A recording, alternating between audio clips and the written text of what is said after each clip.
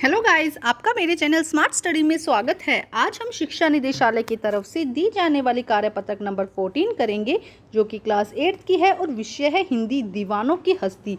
ये वर्कशीट 7 सितंबर 2021 की है। तो आइए शुरू करते हैं आज की वर्कशीट।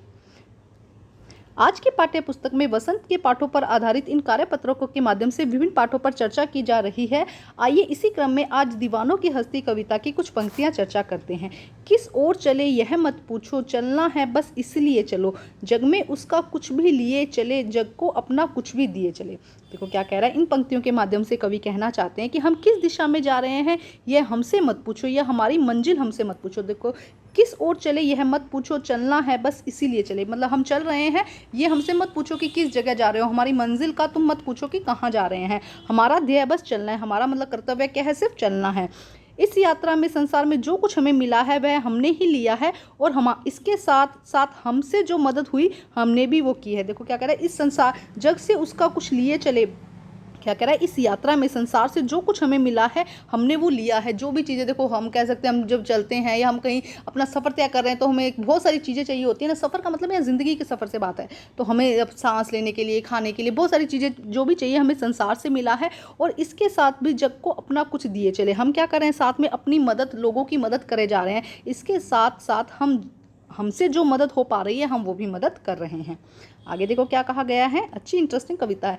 दो बात कही, दो बात सुनी, कुछ हंसे और फिर कुछ रोए, छलकर सुख दुख के घूंटों को हम एक भाव में पिए चले। देखो क्या कह रहा है, इन पंक्तियों के भाव से कवि कहना चाह रहे हैं कि इस यात्रा में हमने कुछ अनुभवों को के साथ साथ लोगों को अनुभव भी साझा किया। मतलब हमने, देखो जब हम कहीं जाते हैं या हम जो ज़िंदगी जी रहे हैं तो हम क्या करें, उससे बहुत सारे अनुभव ले रहे हैं। तो हमने लोगों के अनुभव भी लिए और अपने अनुभव भी लोगों से साझा किए हैं। कुछ बातों की खुशियाँ मनाई हैं और कुछ दुख भी सहा है। हमने इस यात्रा में जिस प्रकार दुख और सुख मिले हैं उन दोनों को भाव एक से स्वीकार किया। मतलब कि एक जैसा भाव, ना तो सुख में ज़्यादा सुखी हुए, मतलब बहुत ज़्यादा खुश हो गए, दुख में ज़्यादा दुखी हुए, एक जैसे भाव से हमने उस दुख और दुख को स्वीकारा है।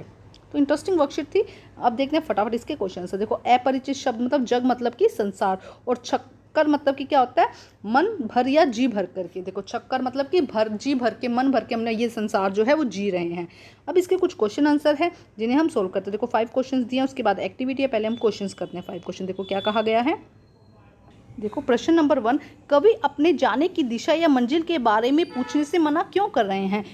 कवि अपने जाने की दिशा या मंजिल के बारे में पूछने से मना इसलिए कर रहे हैं क्योंकि उनका ध्येय सिर्फ चलते जाना है, और सिर्फ चलते ही जाना है। मतलब उनको क्या है, मंजिल मत पूछो, उनको सिर्फ क्या है, चलते ही जाना है। तो उनका ध्येय किस में है, सिर्फ चलने जाने में, मतलब कि चलते जाओ। उन्हें ये नहीं कि भाई कहाँ जाना है, ये कोई उनसे मत पूछो, सिर्फ चलते जाने में ही उनका क्या है, ध्येय है।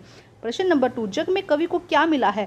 उत्तर देखो क्या है, जग में कवि को सुख और दुख दोनों चीजें मिली है। जग से कवि को क्या मिला है, जग से कवि को सुख और दुख दोनों मिले हैं। ठीक है। इसके अलावा प्रश्न नंबर 3 देखिए, दो बातें कहने और सुनने से कवि का क्या आशय है। प्रश्न नंबर 3 का उत्तर देखते हैं। देखो क्या कहा गया है, दो बातें कहने और सुनने से कवि का आशय है कि उन्होंने लोगों के लिए कुछ अनुभव लिए हैं और अपना अनुभव साझा किया है। मतलब लोगों के लिए क्या किए हैं, कुछ अनुभव लिए हैं लोगों से, और अपना अनुभव क्या किया है, लोगों के साथ साझा किया है। अब देखो आगे क्या गया। प्रश्न नंबर 4, कवि ने सुख और दुख को छलकर पीने की बात क्यों कही है। कवि ने सुख और दुख छलकर पीने की बात इसलिए कही है क्योंकि इन दोनों में ही आनंद है। इन सुख और दुख दोनों में ही क्या है, आनंद है, और समभाव से रहे। ना सुख पाकर बहुत ज़्यादा खुशी से नाचे और ना दुख पाकर उन्हें मन को बोझिल किया। तो उन्होंने क्या कहा है, सुख और दुख दोनों से उन्होंने क्या किया है, छलकर पिया। मतलब उन्होंने उन दोनों में ही वो क्या रहे हैं, समभाव रहे हैं, एक जैसा उनका मन रहा है। ना तो खुशी में बहुत ज़्यादा खुश हुए हैं और ना ही दुख में वो क्या हुए, उदास हुए हैं। प्रश्न नंबर 5 देखिए, सुख और दुख के एक भाव से स्वीकार किया जा सकता है। कैसे स्वीकार किया जा सकता है, सुख में ना बहुत ज़्यादा उछल कूद करें और दुख में ना ही अपने मन को मनुष्य करें, मतलब बहुत ज़्यादा उदास हो जाए, महसूस उदास भी कर सकते हैं, ना ही बहुत ज़्यादा उदास हो जाए। इस तरह के भाव से सुख और दुख को स्वीकार किया जा सकता है। देखो सुख और दुख को एक भाव से स्वीकार करने का मतलब है कि दुख में भी ठीक, मतलब एक जैसा न्यूट्रल रहना, ना तो ज़्यादा बहुत खुश होना और ना ही बहुत ज़्यादा उदास हो जाना। ठीक है। तो ये है प्रश्न नंबर 5। अब हम देखते हैं एक्टिविटी।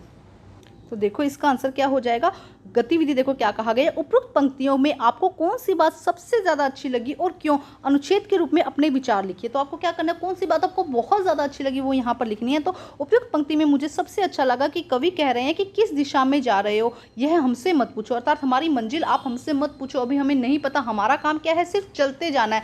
तो ये पंक्तियाँ मुझे अच्छी लगी। इसके अंदर आप ये भी लिख सकते हैं कि हमारा काम क्या है, सिर्फ चलते जाना। ये ऐड कर लो अगर करना चाहते हो तो, इतना बहुत है। तो ये थी आज की वर्कशीट। वर्कशीट कंप्लीट करके अपने टीचर से चेक करवाइए और प्लीज़ मेरे चैनल को लाइक कीजिए, सब्सक्राइब कीजिए और शेयर कीजिए। Thank you guys.